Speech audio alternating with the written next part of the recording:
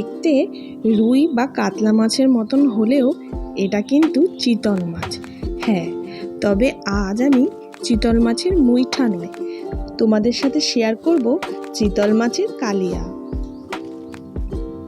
প্রথমেই আমি চিতল মাছগুলোকে নুন, হলুদ আর লেবুর রস দিয়ে ভালো করে 3-4 মিনিটের জন্য ম্যারিনেট করে রাখব।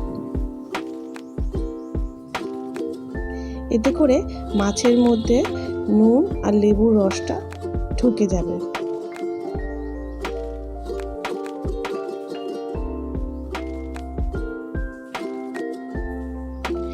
এরপর প্যানে তেল দিয়ে তেলটা গরম হলে মাছগুলোকে আমি এক এক করে ভেজে নেব।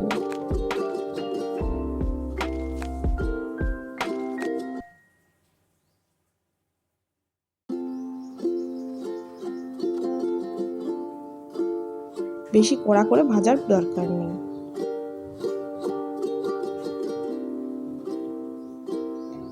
মাছগুলো তুলে নিয়েছি, এবার আবার কিছুটা মাছ আছে, সেগুলোকেও ভেজে নেব।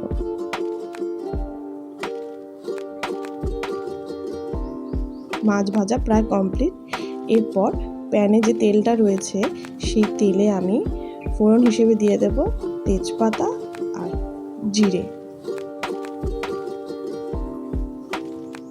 এরপর আমি তেলে পেঁয়াজ কুচিটা দিলাম, দিয়ে পেঁয়াজ কুচিটা ভালো করে নাড়াচাড়া করে নিতে হবে। পেঁয়াজটা লাল লাল হওয়া অবধি পেঁয়াজটা ভেজে নিতে হবে। দেখো আমার পেঁয়াজটা লাল লাল হয়ে এসেছে। এরপর আমি এর মধ্যে পেঁয়াজ বাটা, আদা বাটা, লঙ্কা বাটা দিয়ে ভালো করে নেড়েচেড়ে কষিয়ে নেব।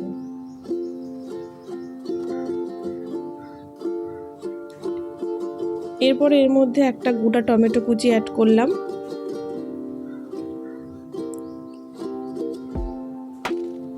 তারপর দিয়ে দিলাম স্বাদ মতো নুন, 1 চামচ হলুদ, 1 চামচ